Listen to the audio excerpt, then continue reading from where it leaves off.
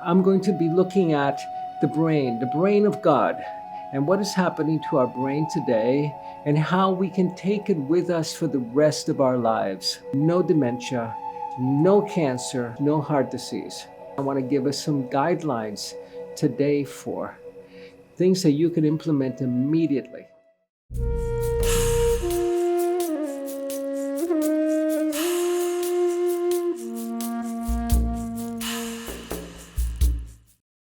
So today I'm going to be looking at the brain of God, and what is happening to our brain today, and how we can take it with us for the rest of our lives.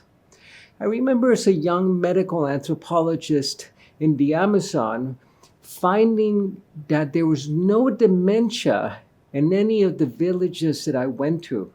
In fact, I was sponsored originally in my research by big Swiss pharma, by actually a big pharma company we still have a relationship with, a very informal one on probiotics and energy medicine. But they sponsored me. They were looking for the next big cancer cure, or the next big breakthrough in dementia, or a way that we could prevent heart disease. And the Amazon is nature's pharmacy. They were convinced that I could bring back the next herb or the plant or the root or the bark or the leaves that would allow us to prevent or treat these conditions. I was a young graduate student, and they gave me a research grant that I figured I could live on for 3 years, but it was only for 3 months. But I spent the next 3 months going to villages in the outback, in the Amazonian outback, that no anthropologist had been to. And much to my surprise, I found that there was no dementia, there was no cancer, and they used 0 sunblock, and there was no heart disease.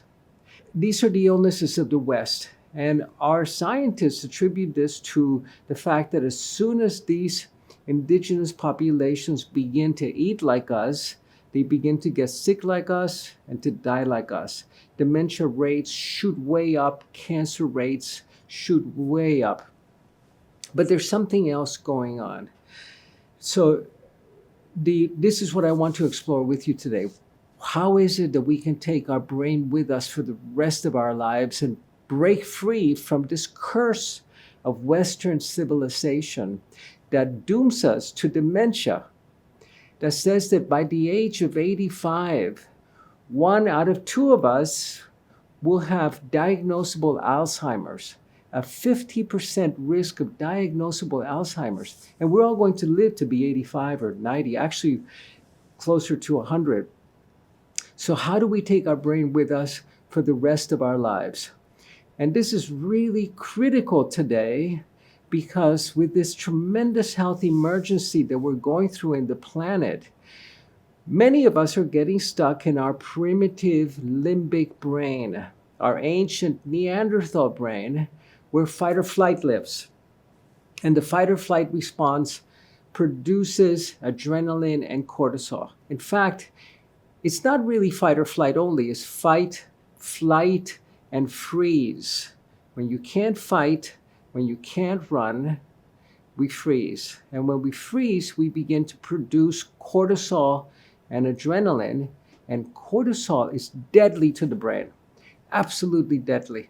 It will lead to dementias. And I would not be surprised if 10 to 15 years from now, we see the dementia rates that are scary enough as they are today really shoot up tremendously. So what you do today is going to ensure that you can take your brain with you for the rest of your life, and that you can take part of the great experiment. And the great experiment is a quantum leap in human consciousness. The crisis that we're facing today is not only a health crisis, it's really an evolutionary crisis. That was prophesied by the shamans of old 500 years ago. They could track into the future and foretell that we would be facing a possible extinction event, and not only for humanity, but for many, many other species. And during this extinction event, that we would have to rise to a new level of relationship with the planet, with the earth, with all creatures, with our food, with our water, with our ecosystem, and with our souls. And in order to have that new kind of relationship, we needed an intact brain. But not only an intact brain, one that was really performing optimally. And this is when I want to give us some guidelines today for things that you can implement immediately. So let me begin with the body, with the level of serpent, with the literal physical body. Science tells us, research shows that if you up your intake for vitamin D3, the people that have a high D3 level in their blood plasma reduce their incidence of Parkinson's by 65%. And today, of course, with this virus, you need to have a very high level of vitamin D3, not only to reduce your risk for Parkinson's. And now this is Western thinking, one pill, one ill, vitamin D, Parkinson's. No, it is neuroprotective across the board. And a little 5,000 international unit vitamin D pill, actually I take 2 of these a day, 10,000 units, will reduce your risk for the dementias tremendously, including Parkinson's. Another one, DHA. DHA is one of the omega-3s. If you are watching this video, you've probably heard me say this before. DHA is absolutely essential. It is an essential fatty acid that the body does not produce. The only time we produce DHA, one of the omega-3s, is when a mother is nursing. And that's because the baby needs it to grow his or her brain. Breast milk is 40% DHA, but then we have no innate production. We have to get it from dietary sources. If your DHA levels in your blood plasma is in the high range, you reduce your risk for Alzheimer's by 85%. Isn't that incredible? Now, when researchers look at this data, and this is published science, when they look at this data, they say, well, these studies were done on people that have died, basically. So you have tracked these people's lives and found that they had no dementia, no Parkinson's, no Alzheimer's, and this correlated with high levels of plasma of DHA. Now, they'll say correlation is not causation. True. And that's not a reason to not practice it. The formula that we go by, that I go by in my personal life, and that we use at Los Lobos in our Grow New Body program, is that there's got to be no risk. Breast milk poses absolutely no risk. But since we don't know anyone today who is lactating and willing to share, we have to supplement. Very low or no risk and high benefit. And if that's the case, go for it. Take part in the experiment. Don't wait for the laboratory and the science to say that it's okay. Low risk, high benefit. DHA is one of these. Absolutely essential. The brain needs it to repair. In fact, if you up your intake of DHA to 2,000 milligrams, 2 grams a day, the equivalent of eating a piece of wild-caught salmon every day, you will be repairing the region in the brain known as the hippocampus. And this is the region in the brain responsible for having a new experience, for learning. And the hippocampus repairs very rapidly. In 6 weeks, you can repair the hippocampus. And if you don't, then the hippocampus begins to shrink and you become an angry old woman or an angry old man because your hippocampus is shrunk. You cannot have a new experience. You cannot wake up with the person you've lived with for the last 50 years or 5 years and have a new experience with them. This is absolutely essential. And it reduces your risk for Alzheimer's by 85%. Absolutely extraordinary. We need to do this today. The next thing that I want to share with you is red light. Red light. I have a friend that grows his own marijuana, and he lives actually in a country where you can do it yourself. He was telling me that he called the police because of an attempted break-in.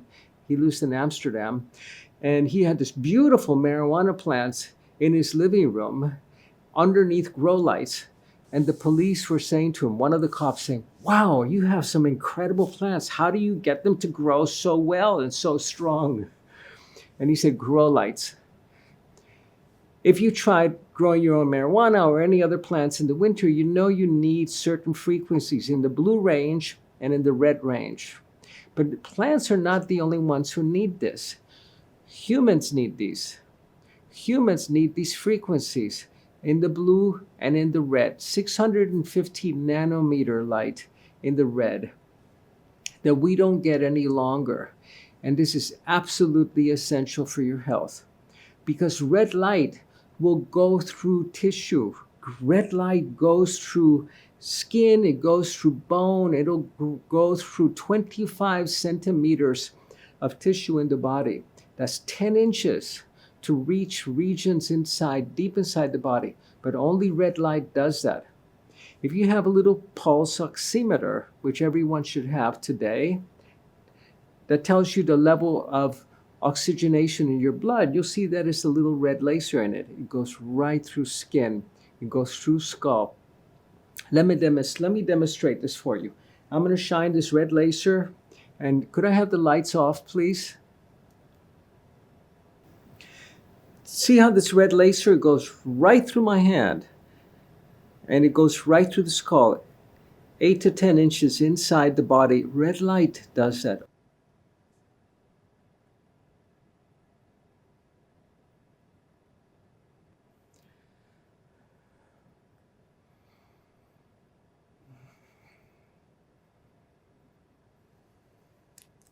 Amazing how this red laser lights up your entire head, right? This is the quality of red light. Now, remember that we sat around the fire. For 1,000,000 years, we sat around the fire. And the white light of the fire kind of drove us away. It was a little bit too intense, but then when the embers turned red, we would gather around the fire. We would share the stories. It was safe. It was cozy. It was telling our brains and our bodies that it was time to repair and renew. Today, we get the yellow light in all of our light fixtures. All of our light fixtures are tuned to the frequency of light that is daylight, which is yellow, basically, and white. But we don't get the red anymore. So I encourage you to get a 650, 660 nanometer red light and keep it in your office, keep it in your home while you're working behind you. Know that it's going to be feeding your brain and feeding your mitochondria in your body. 615 nanometers, that's right the range that you want to be at. 650 to 660 nm. You can get these on Amazon, these LEDs. Really critically important. And I'll tell you why. Recent science shows that humans do photosynthesis. Remember, we thought it was only plants that went out and got sunlight and turned it into life and did photosynthesis. Humans do too. But we do a very minute amount. Plants do photosynthesis to produce energy. We don't, generally. We use, our mitochondria utilizes sugars and fats, combusts sugars and fats inside the cell to produce energy. And the mitochondria is so powerful that 1 microgram of mitochondria has more power than the sun does in weight by weight, because of this extraordinary ability to create light and transform fats and carbs into a molecule known as ATP. This is the energy producer in the brain. Mitochondria produces ATP, energy stored as ATP, and is also in charge of the death clock in the body. When your fuel is low quality, your mitochondria don't function well, and your death clock goes off. So cells don't know that they need to die, and we call that cancer. or cells die too rapidly, and we call that accelerated aging. So these are the two functions of energy production. And guess what?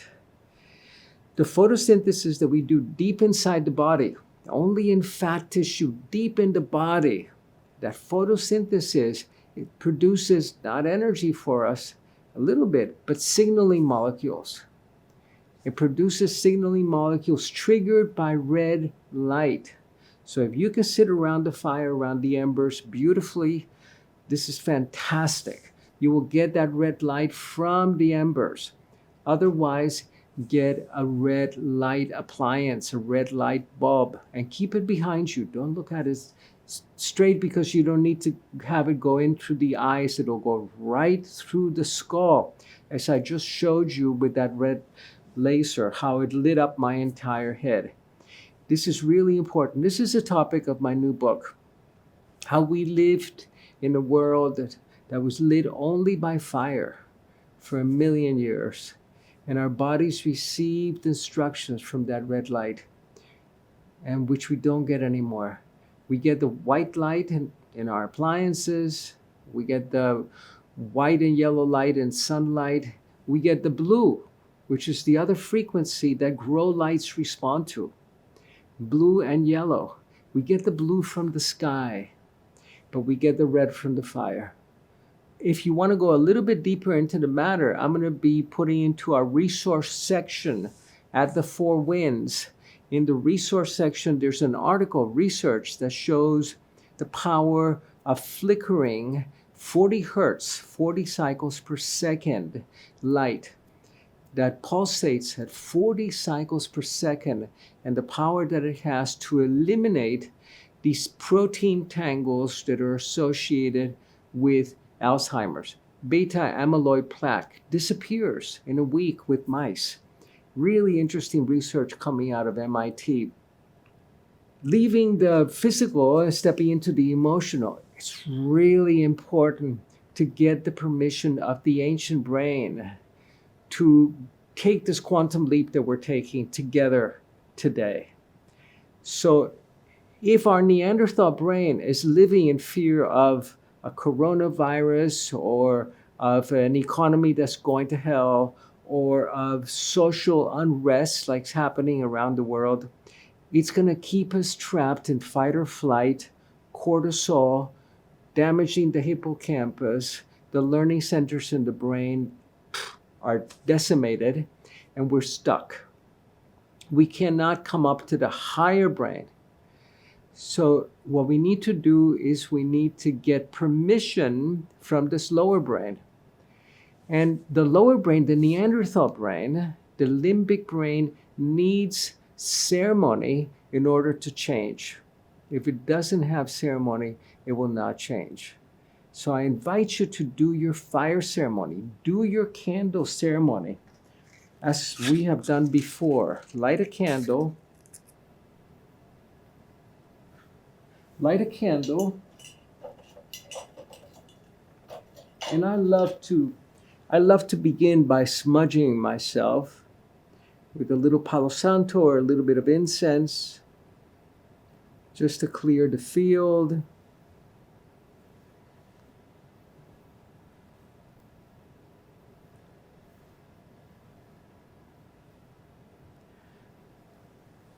And then calling on the four directions, on the serpent, the jaguar, the hummingbird, and the eagle, Mother Earth, Father Sky, and then blowing into that stick everything that is dying or has died, everything that I'm ready to leave behind. The other day I put into that stick my name, and that I'm a shaman, and that I'm an author, and that I'm a father. I put all of those things in because we need to empty our vessel to be able to receive spirit in its totality, to make the quantum leap that we're being offered today.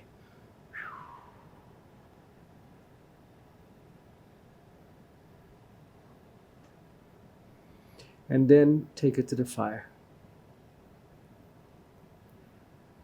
Because we know that the world is taking all of these old definitions and beliefs. We're being stripped of them today. And the shaman knows that we can do this symbolically. Otherwise, we will be stripped of all of it, literally. So better to do it symbolically than to wait for life to strip us from all of the old that is no longer useful. We have come to the end of these ancient paradigms that were developed during the Middle Ages when the world was still flat. We need to empty ourselves at this time to awaken the higher brain that thrives on emptiness. This is what the Buddhists speak about. Step into emptiness. Remember, emptiness is not empty. Emptiness is the quantum field. And as soon as we do, we activate that higher brain that is able to take part in this extraordinary experiment in consciousness. Give permission to your higher brain to do this. The lower brain needs to let go. Say, yes, I entrust myself to you. Guide me to this new destination and this new destiny. I invite you to take part in this experiment with me and to share your experiences with me. I want to hear how it goes. Thank you.